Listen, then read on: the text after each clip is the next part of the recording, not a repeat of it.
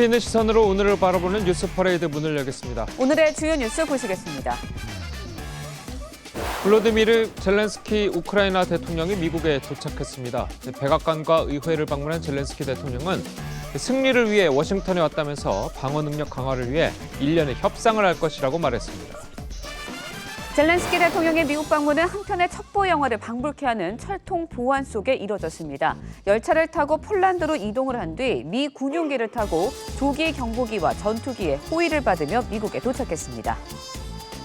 젤렌스키 대통령이 미국을 방문한 날 푸틴 러시아 대통령은 국방부 확대 회의를 열고 핵 전력의 전투 태세를 향상시킬 것이라고 말했습니다. 러시아 국방장관은 내년에도 전쟁을 지속한다고 공언하면서 병력을 150만 명까지 늘리겠다고 발표했습니다.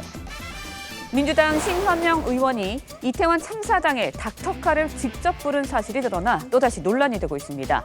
신 의원은 참사 직후 구조의 골든타임은 4분이라고 강조한 바 있습니다. 저희는 잠시 뒤 돌아오겠습니다.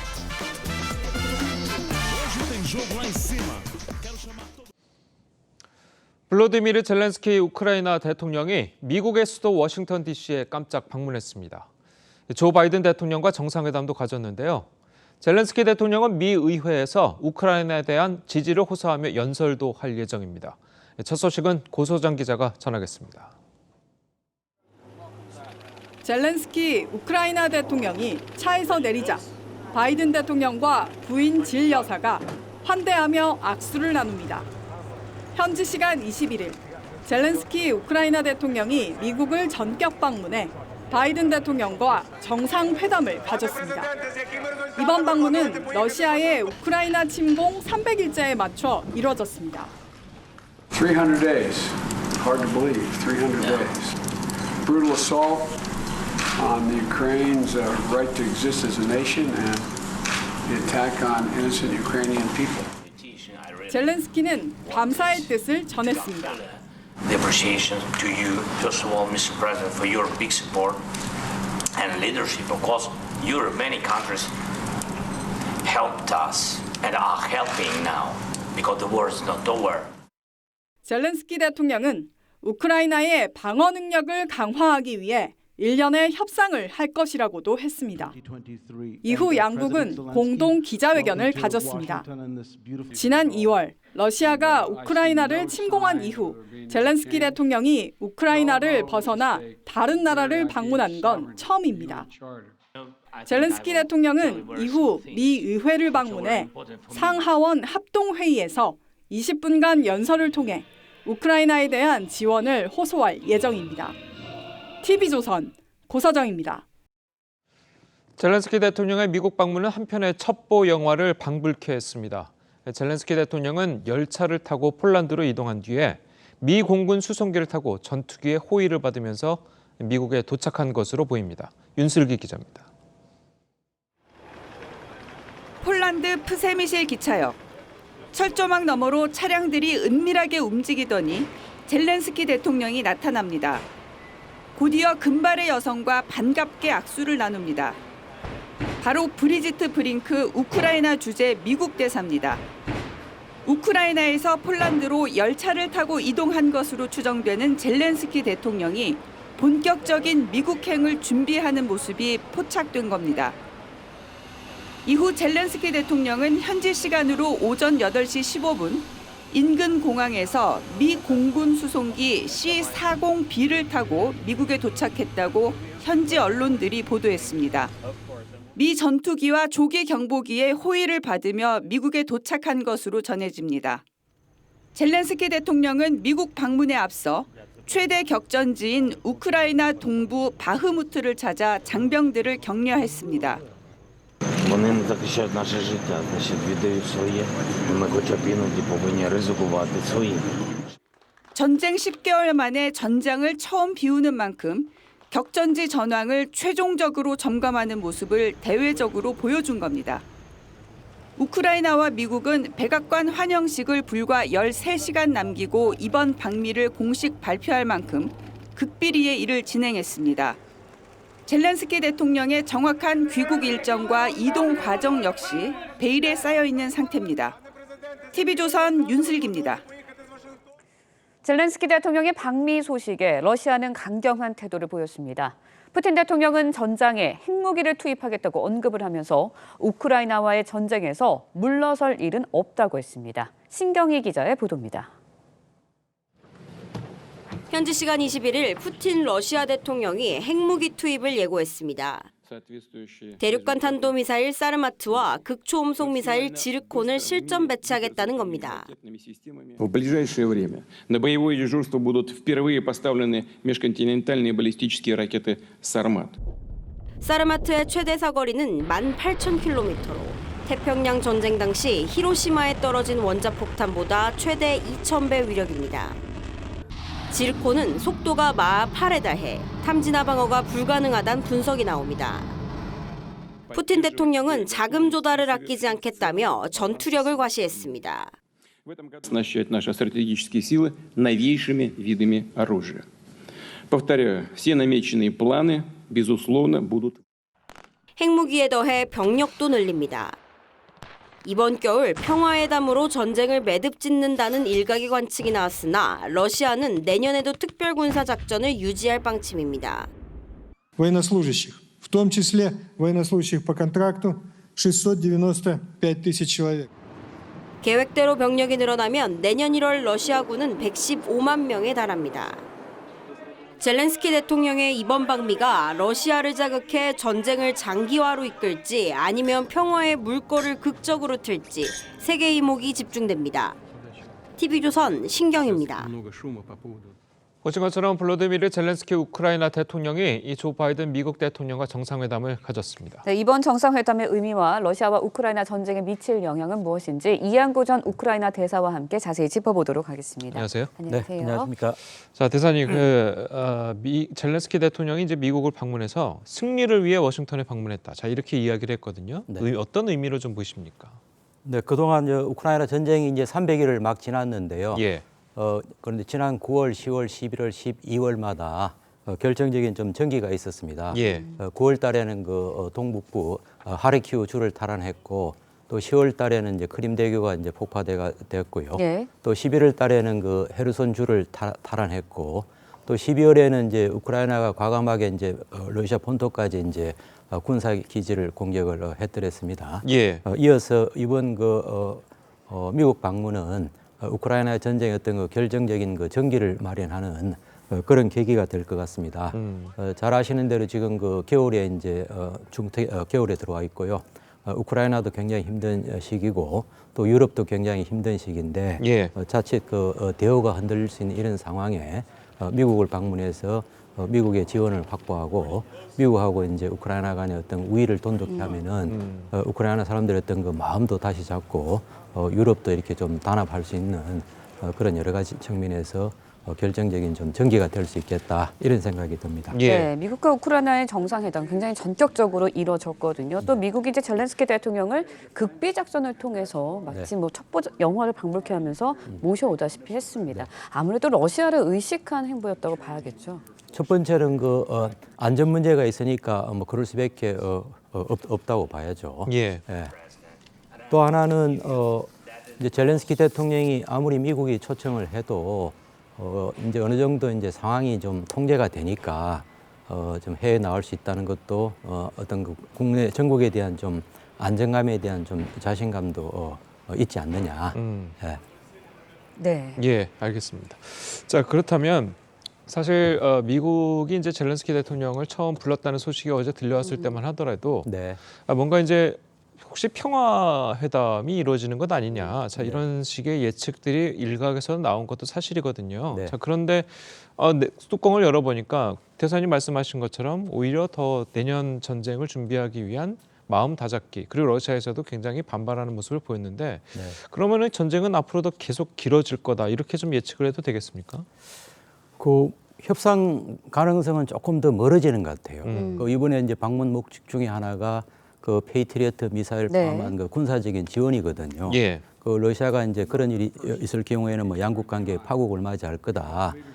그런 강한 경고성 발언도 했고, 그래서 점점 더 협상과는 좀 거리가 멀어질 것 같고, 그 얘기는 전쟁이 조금 더 장기화될 수 있다 이렇게 보여집니다. 네, 종전보다는 전쟁의 장기화가 좀 더 예상이 되는 상황인 것 같은데 미국 정부는 이제 약 20억 달러 상당의 추가 군사 지원 결정을 발표를 했습니다. 그간 우크라이나에 상당히적으로 많은 지원을 했거든요, 미국이. 네. 뭐 제가 알기로는 지금까지 한 600억 불 상당 지원했고요. 뭐 이번에는 거의 한 400억 불 플러스 알파가 이제 지원될 거라는 그 보도들이 나오거든요.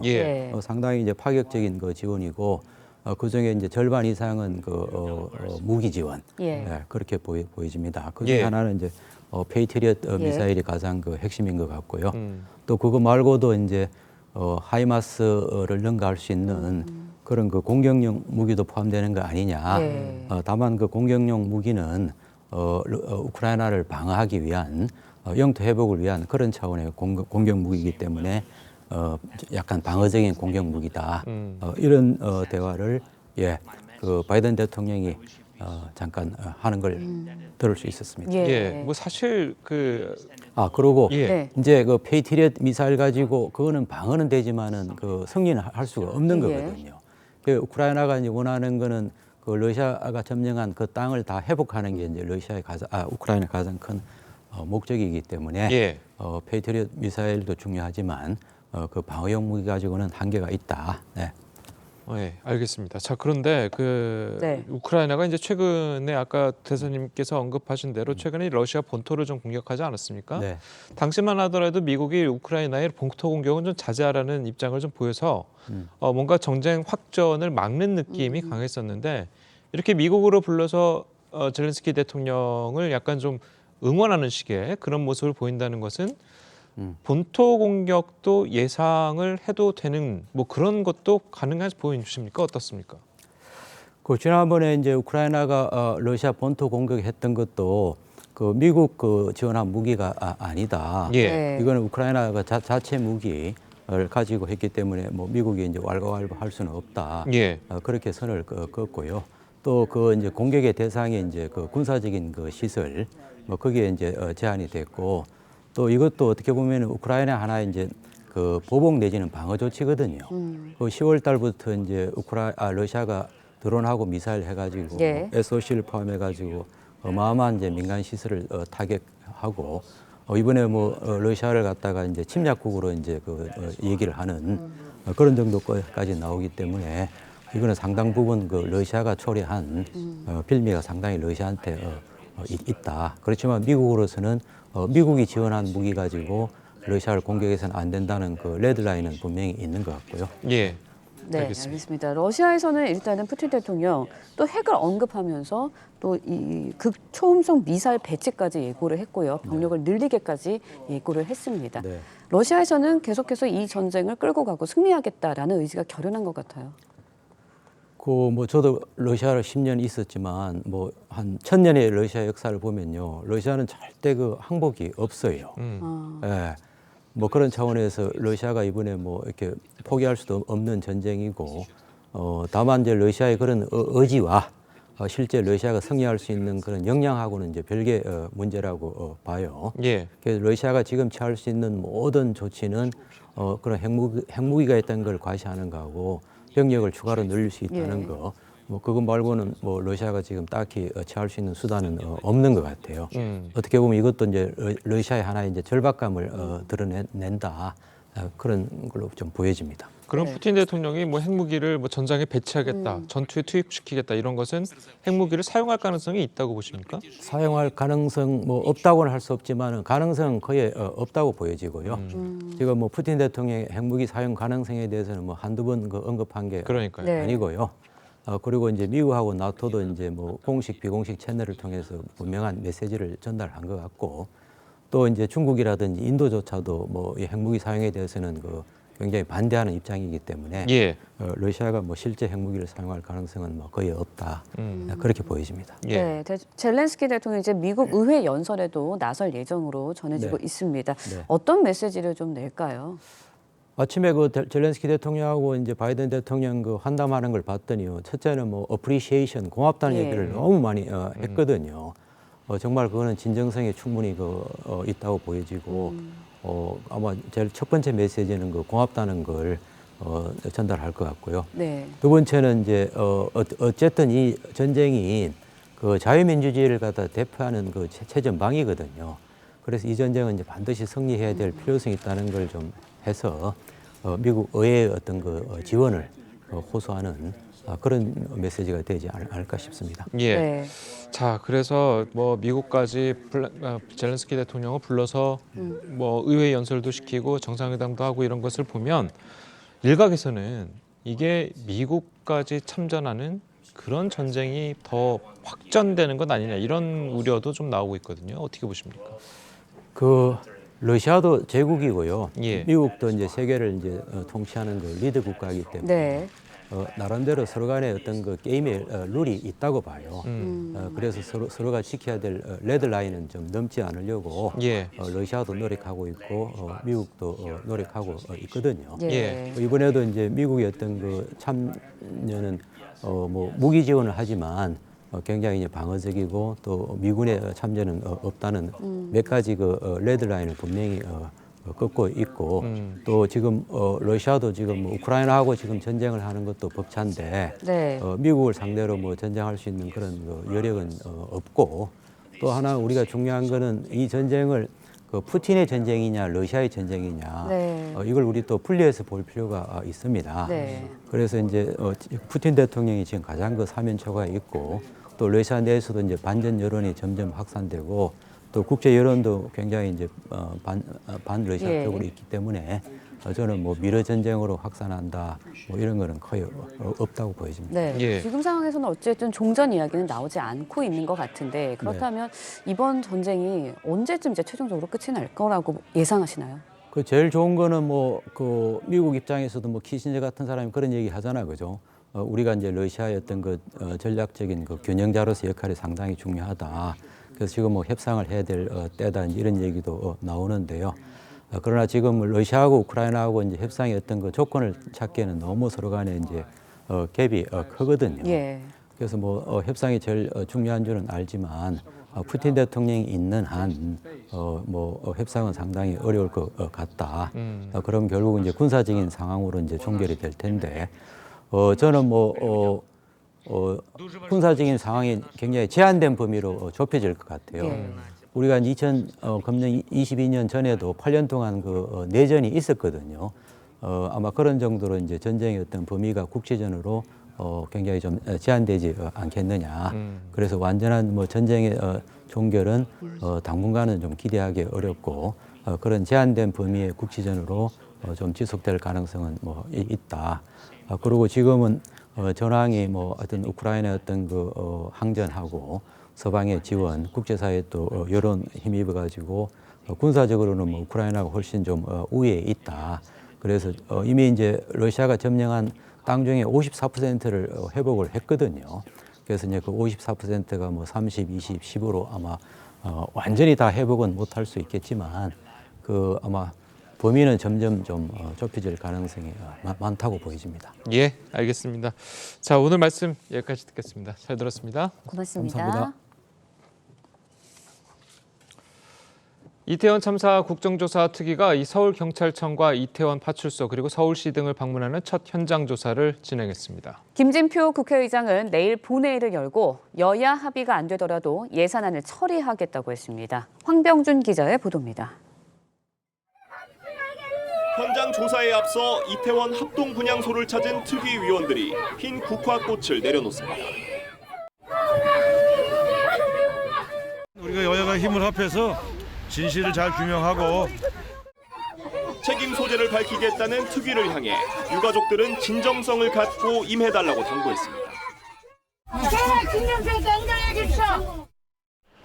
서울경찰청에선 112 신고 대응을 비롯한 참사 당일 상황을 보고받았습니다. 유미진 상황팀장에까지 보고가 안 된 걸로 알고 있고 그렇기 때문에 제가 퇴근 무렵까지 저는 뭐 전혀 보고받은 바가 없습니다. 특위위원들은 상황의 심각성도 파악하지 못했다며 부실 대응을 질타했습니다. 21시에 이미 코드 제로로 내렸고요. 그런데 왜 서울경찰청에서 아무도 서울경찰청장에게 이런 데에 대해서 보고할 생각을 왜 아무도 안 하셨어요? 지령요원이 알면 뒷자리가 상황팀장이에요. 그다음에 상황관이 뒤에 있잖아요. 그게 보고가 안 됐냐고. 이어 서울시청을 방문해 재난 발생 시 지자체와 소방서 간 상황 공유 절차를 점검했습니다. 소방도 서울시 산하거든요. 거기에서 NDMS에 올리면 그 상황은 여기와 행안부가 공유가 됩니다. 여야의 예산안 협상이 여전히 합의점을 찾지 못하고 공전하자 김진표 국회의장은 23일 본회의를 열어 본회의에 올라온 정부안이나 민주당의 수정안을 처리하겠다며 마지막 시한을 제시했습니다. TV조선 홍병준입니다. 이태원 참사 당일 민주당 신현영 의원이 탄 닥터카는 이 신 의원 자신이 명지병원에 직접 연락해 부른 것으로 알려져서 논란입니다. 신 의원은 참사 직후 방송에 출연해서 골든타임이 4분이라고 강조한 바가 있는데 자신 때문에 현장 도착이 30분가량 늦어진 데 대해서는 아무런 설명도 내놓지 않고 있습니다. 고희동 기자입니다. 이태원 참사 당시 사고 현장에서 25km 떨어진 고양시 명지병원의 닥터카는 새벽 12시 51분 출발해 54분 후인 1시 45분에 도착했습니다. 신현영 의원이 사는 아파트 단지에 들르는 바람에 30분 가까이 늦어진 겁니다.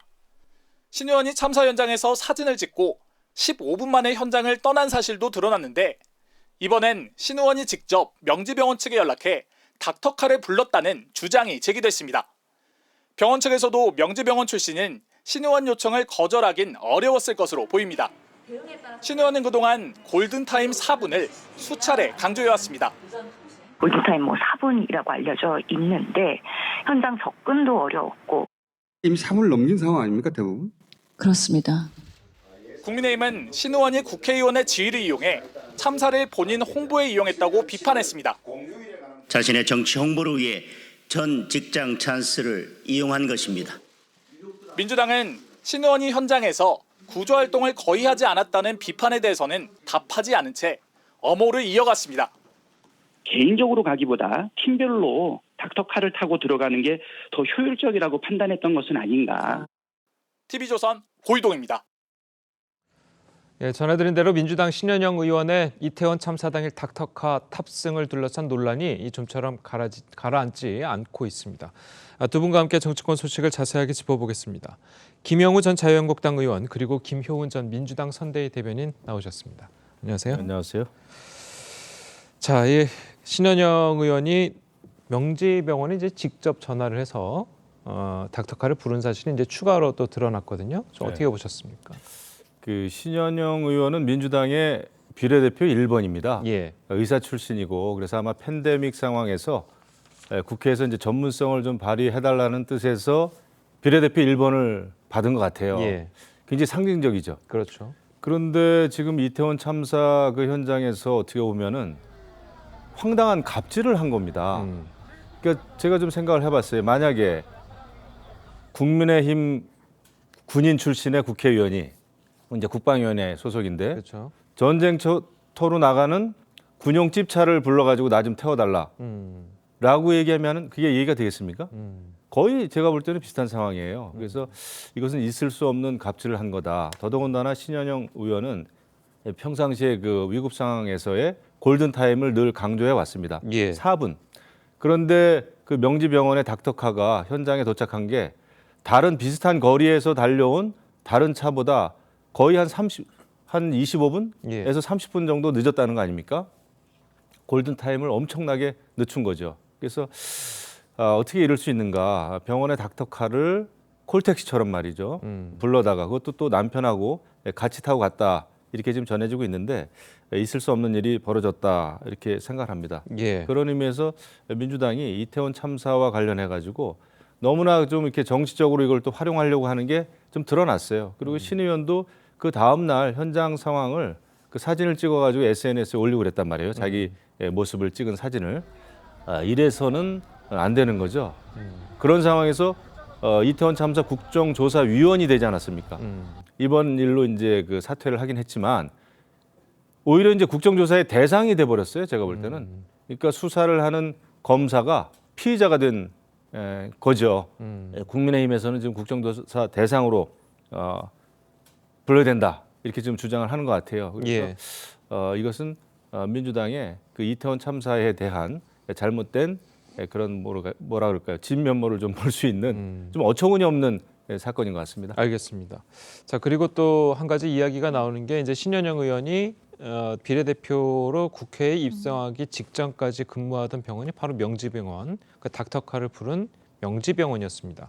자, 그래서 오히려 이게 더 갑질이다. 자, 이렇게 이야기가 나오고 있는 거거든요. 어떻게 보십니까? 그러니까 이제 신현영 의원이 이제 비례 1번으로 당에 들어와서 굉장히 열심히 했습니다. 이제 예. 코로나 상황이 되게 심각한 상황에서 이제 민주당의 코로나 대책 위원장 맡아서 일선에서 열심히 했는데 그 본인의 의혹이 이번에 이태원 참사 앞에서 좀 과하게 나온 것 같습니다. 이제 그 참사가 발생하니까 의사로서 내가 현장에 가야지 그런 생각을 하고 그러다 보니까 이제 이 전 직장하고 함께 움직여서 했는데 어쨌든 좀 경솔한 행동인 것 같습니다. 그러니까 국회의원이라는 자리가 굉장히 그만큼 무거운 자리인데 그래서 행동 하나하나가 조심스러워야 되는데 그 선의가 아무리 좋았다고 할지언정 그 급박한 상황에서 병원에 그런 것들을 해서 결과가 좀 늦춰진 거, 그 점에 대해서는 이제 신현영 의원도 문제 인식을 하고 국정조사위원회에서 특위위원회에서 사퇴를 했습니다. 예. 그런데 이거와 별개로 지금 국민의힘이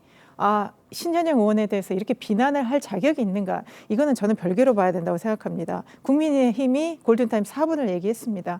물론 골든타임 매우 중요한 시간입니다. 그런데 지금 국민의힘은 어떻게 했습니까? 이태원 참사에서 정부와 여당은 보이지 않았습니다. 그 당시에 얼마나 많은 국민들이 구조 요청을 했는데 구조하지 않았고요. 그 이후에도 국민의힘이 국정조사를 안 하기 위해서 엄청나게 방해를 했지 않습니까? 특히 장제원 의원 같은 경우는 의원들을 설득해서 국정조사를 하면 안 된다고 했고요.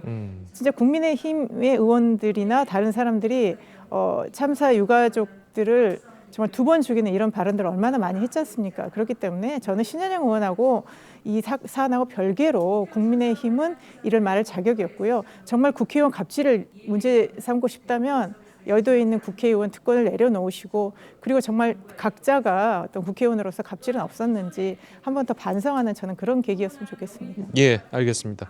자, 어쨌든 신현영 의원은 참사 직후에 언론 인터뷰에서 골든타임의 중요성을 굉장히 여러 차례 강조를 해왔습니다. 어떤 이야기들을 했는지 직접 한번 들어보겠습니다. 이런 대형 압사 사고가 발생했을 대부분의 골든타임 4분이라고 알려져 있는데 현장 접근도 어려웠고 재난 응급의료팀 원으로 갔습니다. 그 연락이 의원님한테서 온 거예요? 제가 자발적으로 간 거죠. 의료진이 도착했을 때 이미 3을 넘긴 상황 아닙니까 대부분? 그렇습니다. 상당히 많이 지연된 상황이었죠. 그토록 중요한 4분이 무엇을 의미하는지 잘 알면서 정작 본인 때문에 재난의료지원팀을 30분이나 늦게 도착하게 만든 것을 어떻게 설명해야 합니까?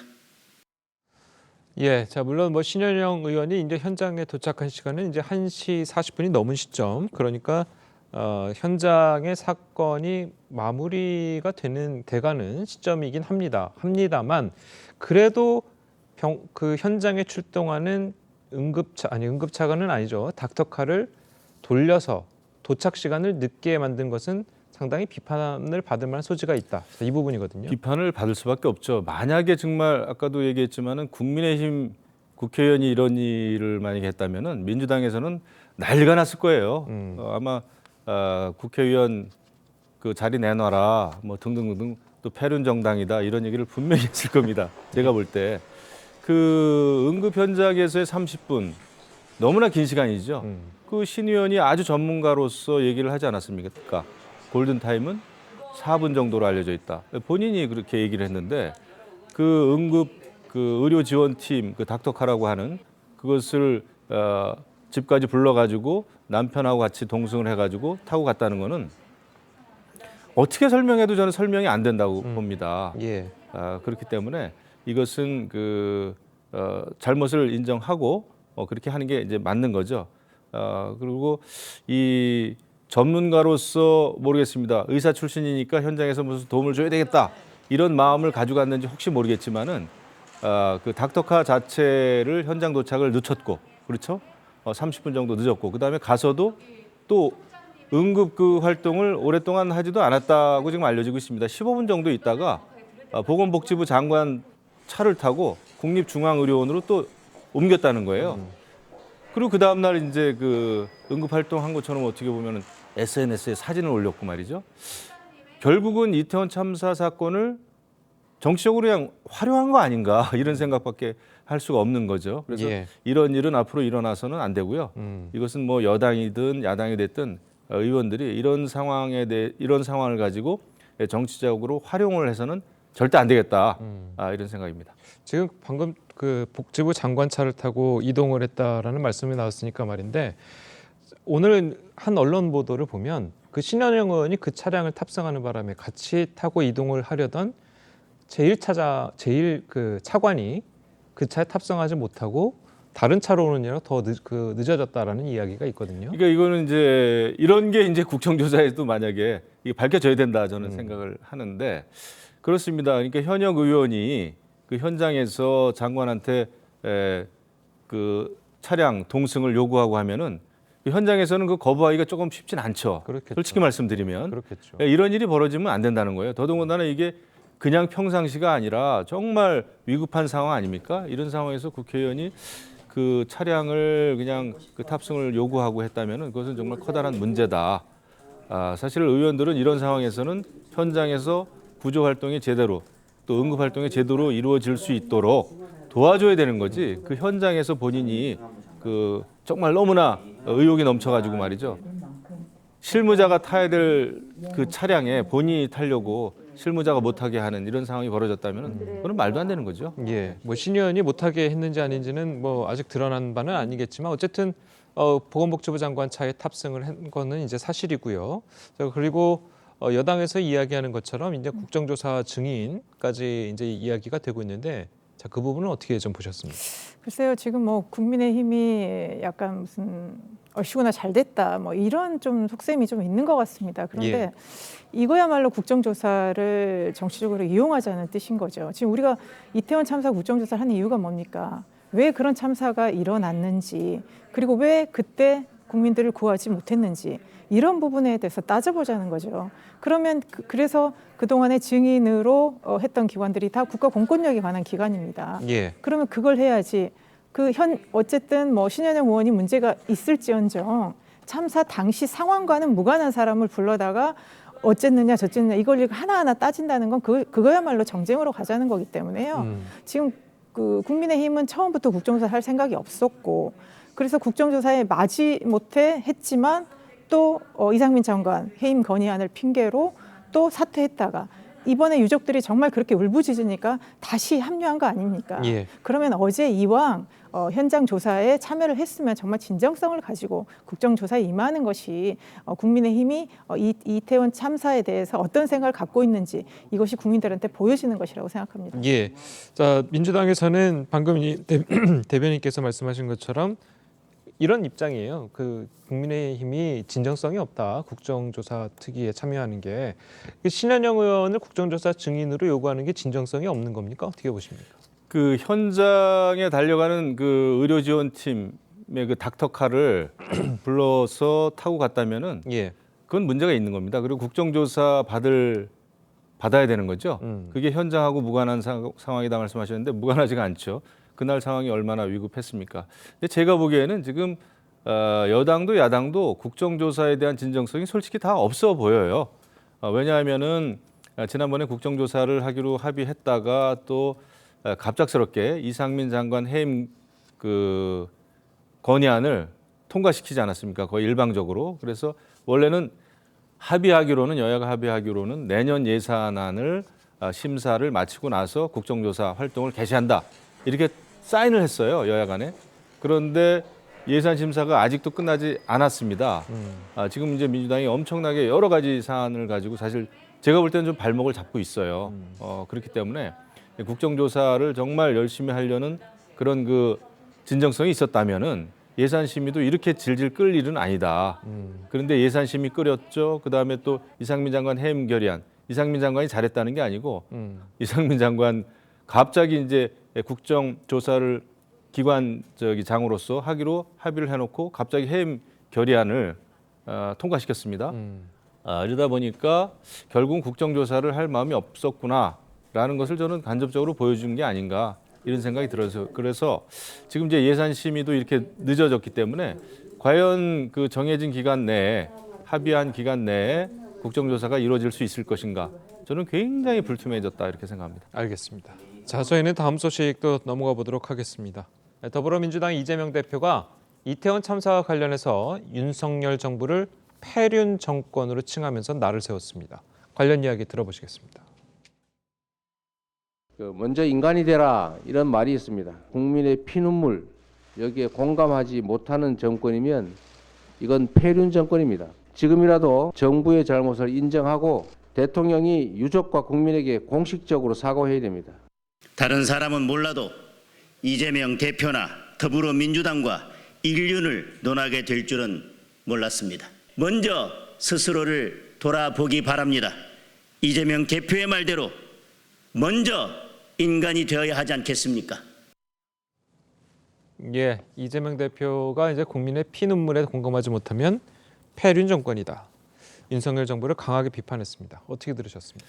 그러니까 이제 인륜이나 폐륜 아주 정말 인간이 갖춰야 될 어떤 기본적인 그 도덕, 양심 이런 거를 논하는 게 참 어렵죠. 특히 이제 정치인들 입장에서는 늘 자기 자신을 이제 돌아봐야 됩니다만은 지금 그런 것 같진 않아요. 뭐 여야 간에 엄청나게 이제 공방이 이루어지고 있는데 글쎄요.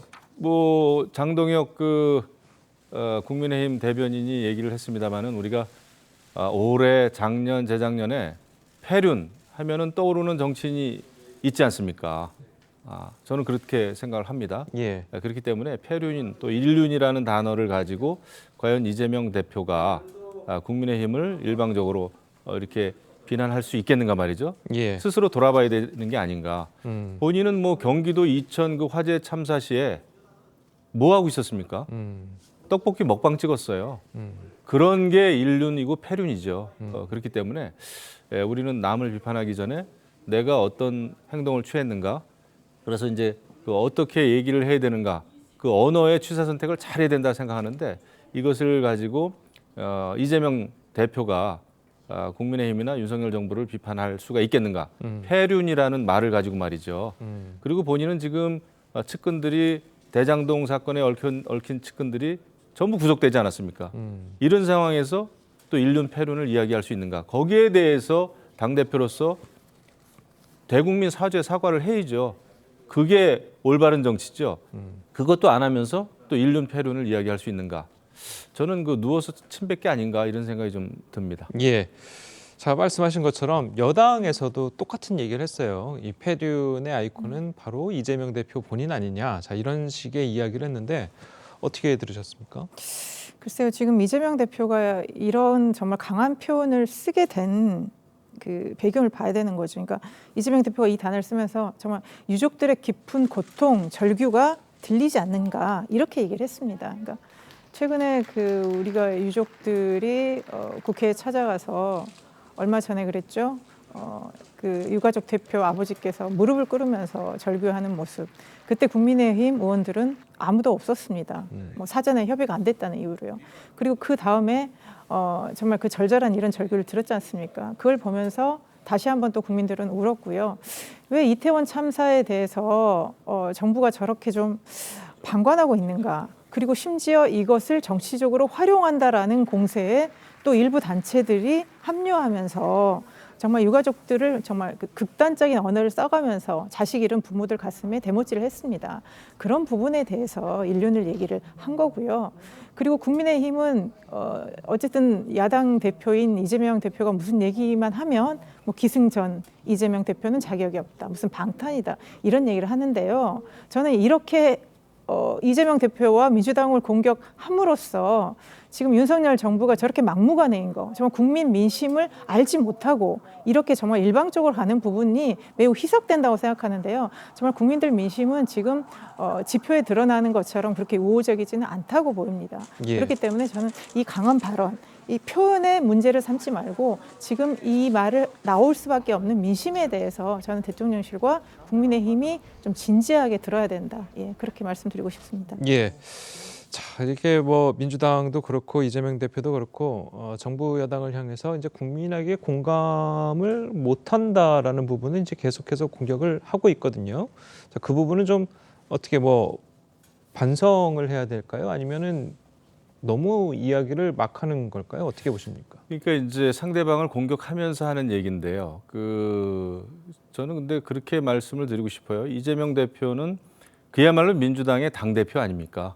그런데 지금 전국을 어떻게 이끌어가고 있습니까? 물론 정부와 여당이 국정 운영에 큰 책임이 있지만 지금 내년도 예산안도 지금 심사를 제대로 못하고 있는 이 상황. 그다음에 민주당을 온통 자신의 사법 리스크 때문에 민주당 전체를 지금 사법 리스크로 지금 사법 리스크라는 늪에 빠뜨렸잖아요. 예. 제대로 된 야당의 역할을 지금 스스로 못하고 있습니다. 대한정당, 수권정당으로서의 모습을 보여주기는커녕 측근들이 전부 지금 구속이 되고 있고 거기에 대해서는 한마디 말도 못하면서 지금 검찰 수사에 대해서 이것은 야당 탄압이다. 민주주의 후퇴다라는 말만 계속 반복적으로 하고 있고 지금 또 전국을 다니면서 그런 얘기를 하고 있습니다. 예. 검찰 조사에 제대로 응하든지 아니면은 측근들의 구속 수사에 대해서 뭔가 입장을 발표하든지 그런 게 지금 일체 없어요. 야당 대표로서 그렇게 하는 것은 정말 무책임한 일이다. 그러면서 정작 본인은 정부와 여당에 대해서 패륜 정권이다. 이런 이야기를 과연 할 수 있는가 말이죠. 그러니까 전국을 굉장히 혼탁하게 만들고 그런 상황에서 책임을 떠넘기는 그 야당의 대표의 모습도 정말 그 국민의 입장에서 봤을 때 그 공감이 떨어지는 그런 그 발언이다. 이렇게 생각이 됩니다. 예, 알겠습니다. 자, 오늘 두 분 말씀은 여기까지 듣겠습니다. 잘 들었습니다. 고맙습니다. 크리스마스가 사흘 앞으로 다가오면서 많은 인파가 몰릴 것으로 보이는 지역에 대한 우려가 커지고 있습니다. 크리스마스 이브인 24일에는 서울 명동거리 노점상들이 안전을 위해서 모두 영업을 쉬기로 했습니다. 명동에 나가 있는 취재기자 연결해 보겠습니다. 자, 신유만 기자. 자, 24일 명동 노점상들이 일제히 영업을 안 한다고요? 네, 제가 나와 있는 이곳 명동거리는 각종 거리 음식과 옷가지를 파는 노점상들로 유명한 곳인데요. 하지만 이번 크리스마스 이브에는 그 모습을 볼 수가 없게 됐습니다. 코로나로 중단됐던 연말연시 행사들이 3년 만에 재개가 되면서 지자체들은 혹시나 모를 안전사고에 촉각을 곤두세우고 있습니다. 서울 중구와 명동 노점상 362곳은 크리스마스 이브인 24일 시민들의 안정적인 보행로를 확보하기 위해 전체 휴업에 합의했습니다. 또 올해 마지막 날인 31일에도 감축 운영을 검토 중입니다. 중구는 하루 40명, 총 184명의 구청 직원을 배치해 연말 명동거리의 차량 통제와 통행로 안내를 합니다. 구청은 이번 달부터 내년 1월까지 특별 안전상황실도 운영하는데요. CCTV를 통해 실시간으로 인파 밀집도를 살피고 한국어와 영어로 지속적인 안전 방송도 하고 있습니다.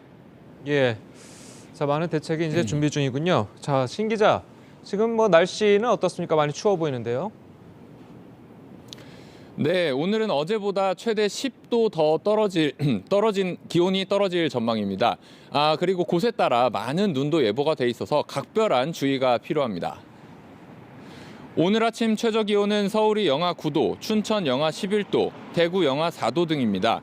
낮 최고 기온도 서울과 인천 영하 6도, 전주가 영하 4도로 전국 대부분이 영하에 머물겠습니다.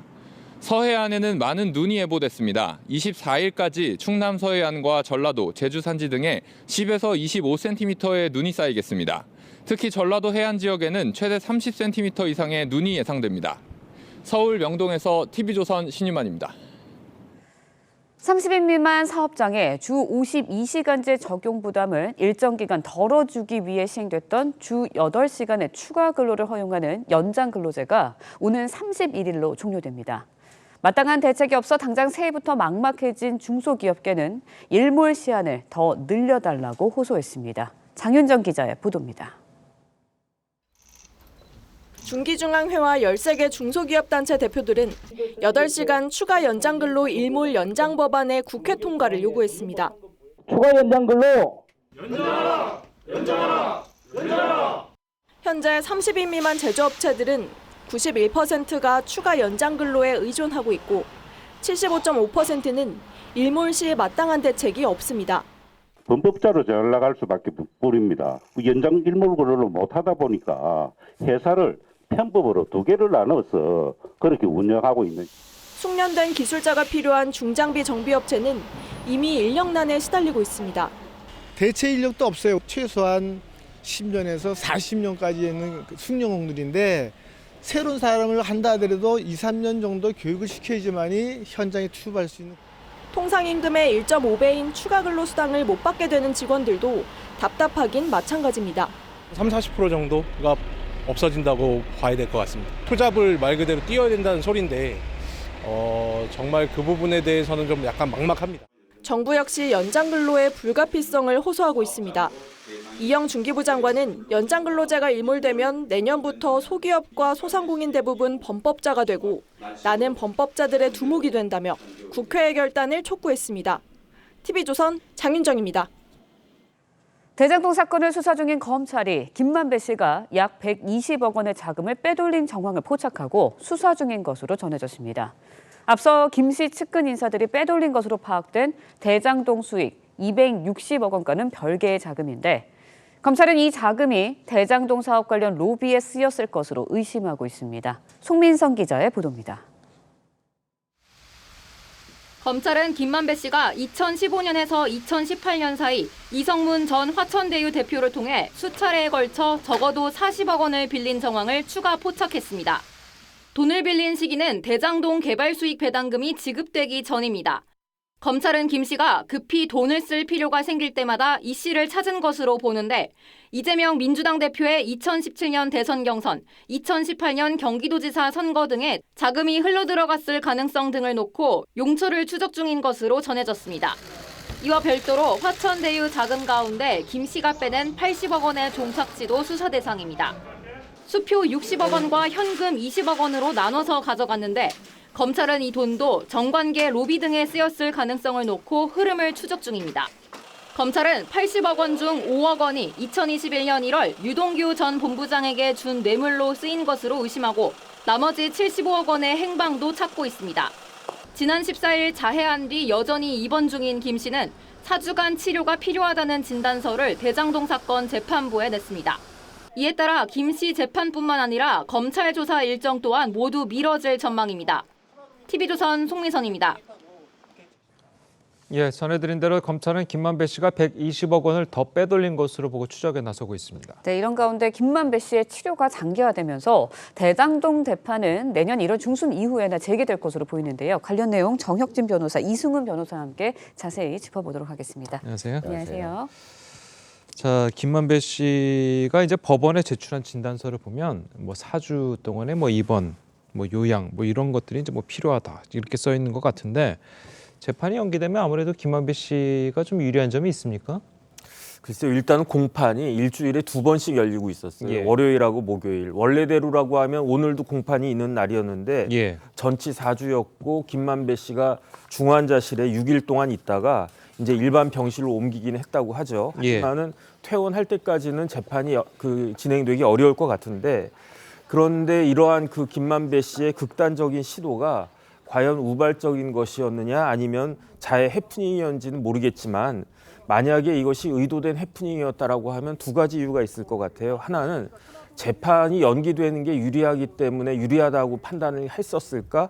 아니면은 지금까지 김만배 씨의 입장이 이렇게 쭉 유지되어 왔다가 입장을 번복하기 위한 하나의 모멘텀으로 이러한 그 이벤트를 한 것인가? 그런 의문이 있을 수도 있는 거죠. 일반적으로 무죄가 확신되는 경우에는 재판이 빨리 끝나기를 원해요. 하지만은 유죄가 나올 것 같다라고 생각을 하면 특히 이제 불구속 상태인 경우에는 재판이 계속 좀 늘어져도 좀 연기가 돼도 뭐 유리하다라고 생각할 수는 있을 겁니다. 네, 예. 뭐 유리하다고 생각할 수 있다고 말씀해 주셨는데 4주 치료 진단서를 대장동 사건 재판부에 김만배 씨 측이 제출을 한 상황입니다. 김만배 씨의 치료가 장기화되고요. 또 법정도 휴정기가 들어가거든요. 그렇다 보면은 계속해서 재판이나 수사가 장기간 연기되는 것 아닌가 여기에 대한 우려도 나와요. 일단 김만배 씨가 활동이 어렵거나 폐기능에 굉장히 문제가 있다고 한다면 재판은 지연될 수밖에 없을 것 같아요. 다만 김만배 씨가 없더라도 재판을 할 수 있기 때문에 꼭 김만배 씨가 없다는 이유로 재판이 계속적으로 공전되는 건 아니고요. 실제 이제 반대 신문이라든가 이런 것들은 계속 진행될 수 있는데 다만 이제 김만배 측 변호인이 계속적으로 자신도 반대 신문에 참여해야 되기 때문에 이 경우는 재판이 진행되면 안 된다라고 강하게 밀어붙일 경우에는 재판의 상당 기간 좀 지연될 수 있고요. 또 김만배 씨뿐만이 아니라 다른 대장동 일당들도 실은 조금 어떤 심리적 압박감에서 조금은 벗어날 수 있을 거예요. 일주일에 2번 심리한다는 게 굉장히 압박감이 있거든요. 그리고 이제 재판만 진행되는 게 아니라 검찰 수사도 사실상 언제 끝날지 모르잖아요.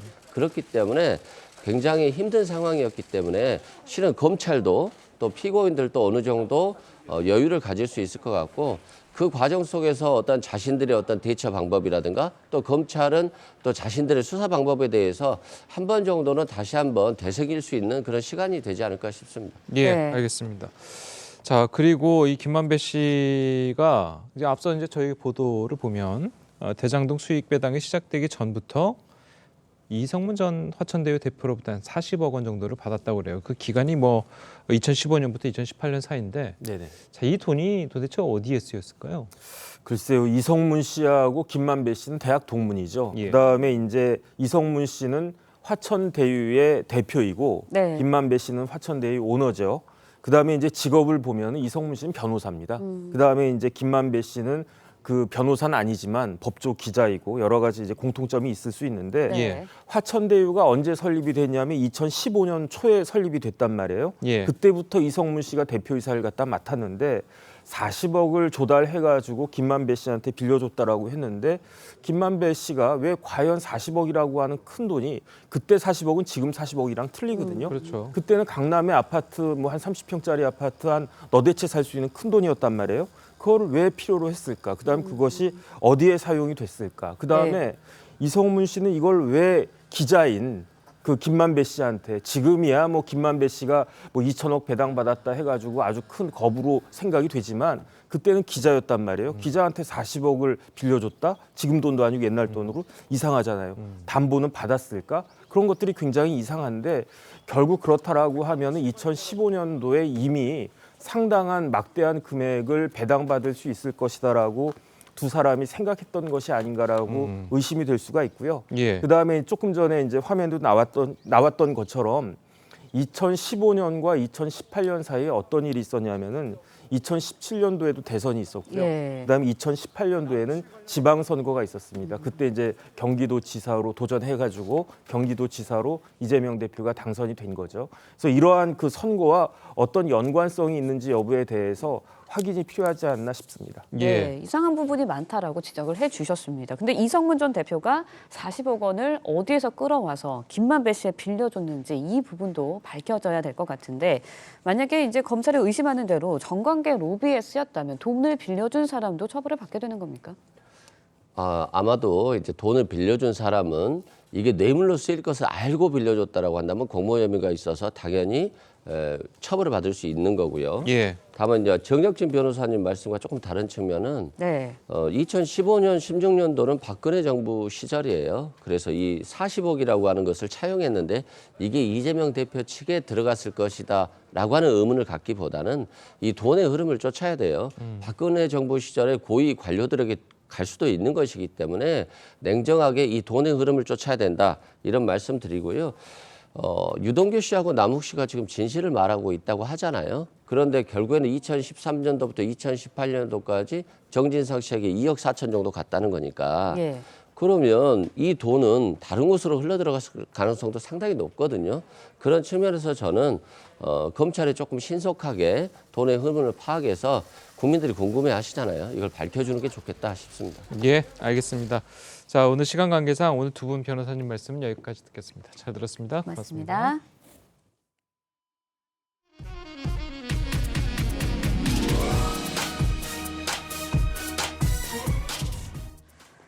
필수 의료 분야에서 의사수 부족은 어제 오늘의 이야기가 아닌데요. 의료 후진국으로 전락할 상황에서 정부가 의대 정원 확대 논의를 다음 달 재개하겠다고 밝혔습니다. 이번에도 의사단체의 반발이 변수로 떠오르고 있습니다. 박재훈 기자의 보도입니다. 경기도 시흥시의 한 산부인과 의원. 17년째 한자리에서 환자들을 진료해왔는데 병원을 찾는 임산부 숫자는 해마다 크게 줄고 있습니다. 2017년, 18년 즈음에까지만 하더라도 한 달에 분만을 100에서 120건 정도 했거든요. 근데 지금은 한 달에 40, 50건 정도로 줄었으니까. 산부인과 전공의 지원율은 2018년 미달로 돌아선 뒤 회복되지 않고 있습니다. 산부인과 병원이 하나도 없는 지자체도 20곳입니다. 2년 전 문재인 정부가 코로나 상황과 의료계 반발에 논의를 중단했던 의대 정원 확대를 현 정부가 다시 꺼내든 이유입니다. 복지부 고위 관계자는 19일 기자간담회에서 다음 달부터 논의를 재개하겠다고 말했습니다. 국내 인구 1000명당 의사 수는 OECD 회원국 꼴찌 수준입니다. 의사협회는 의대 정원 확대에 반대한다며 정원을 늘린다고 필수 의료 인력이 늘어난 게 아니라고 반발했습니다. 내년 초 해묵은 정부와 의사단체 간 정면 충돌이 재현될 전망입니다. TV조선 박재훈입니다. 렌즈에 담긴 그 순간 그 의미를 짚어보는 시간이죠. 사진 기자가 선택한 아침의 한 장입니다. 오늘은 조선일보 사진부 조인원 기자와 함께합니다. 안녕하세요. 안녕하세요. 오늘 아침에 볼 사진 어떤 건가요? 네, 한 사람이 겨우 누울 수 있는 한 평짜리 작은 방 안. 이곳은 대전의 한 여인숙입니다. 오늘은 전국의 여인숙을 다니며 외롭고 가난한 사람들을 촬영해온 사진가 이강산의 사진들을 보여드리겠습니다. 사진 함께 보겠습니다. 대전의 한 여인숙의 소복히 눈이 날입니다. 문 옆에 쌓인 박스들은 이 여인숙에 사는 한 70대 주민이 단돈 1,000원을 벌기 위해 이틀 동안 주워 모은 것입니다. 가난한 여인숙 주민들은 춥고 비좁은 방 안에서 대부분 혼자 식사를 준비합니다. 시인이자 소설가이기도 한 사진가 이강산은 지난 3년 동안 대전의 여인숙에 직접 살면서 찍은 사진들을 모아 책을 냈습니다. 이런 노력으로 책은 해외에도 알려져 이달 초에 헝가리 부다페스트 국제사진상을 받기도 했습니다. 네, 사진을 찍기 위해서 여인숙의 작은 방에서 몇 년 동안 산다는 게 놀라운 것 같아요. 예, 이 씨는 그동안 가난하고 소외된 사람들에게 관심을 가지고 꾸준히 사진 작업을 해왔습니다. 그리고 여전히 작은 여인숙에 살면서 이웃들과 식사를 나눠 먹기 위해 한 끼를 4, 5인분으로 만들어 준비한다고 합니다. 네, 이제 며칠 후면 크리스마스인데요. 소외된 이웃들과 따뜻한 마음 나누는 시간 가져보면 어떨까요? 지금까지 아침의 한 장이었습니다. 절기 동지인 오늘 강력한 추위가 다시 찾아왔습니다. 밤사이 기온이 큰 폭으로 떨어지면서 수도권 등 중부와 내륙 곳곳으로 한파특보가 내려졌는데요. 현재 서울 기온은 영하 8.2도, 철원은 영하 10.1도 등 체감 온도는 영하 15도 안팎까지 뚝 떨어져 있고요. 낮에도 서울 영하 6도, 대전 영하 2도, 대구 0도 선에 머물면서 종일 영하권 추위가 이어지겠습니다. 옷차림에 각별히 신경 쓰시는 것이 좋겠습니다. 한파 속 서해안에는 눈이 내리고 있습니다. 충청과 호남, 제주 산간에 대설주의보가 내려져 있고요. 모레까지 많은 눈이 이어질 것으로 보여 주의를 하셔야겠습니다. 앞으로 제주 산간에 많게는 50cm가 넘는 눈폭탄이 쏟아지겠고 전북과 호남 서부에도 최고 30cm 이상, 그 밖에 서해안 지역으로도 25cm가량의 눈이 내려 쌓이겠습니다. 빙판길 안전사고와 교통안전에 유의하시기 바랍니다. 내일은 서울 아침 기온이 영하 14도까지 뚝 떨어지면서 올겨울 들어서 가장 추운 날씨가 찾아오겠고요. 이번 추위는 주말까지도 길게 이어질 전망입니다. 날씨였습니다. 목요일 아침 뉴스 퍼레이드는 여기서 마치겠습니다. 네, 저희는 내일 아침 7시 30분에 다시 찾아뵙겠습니다. 시청해주신 여러분 고맙습니다.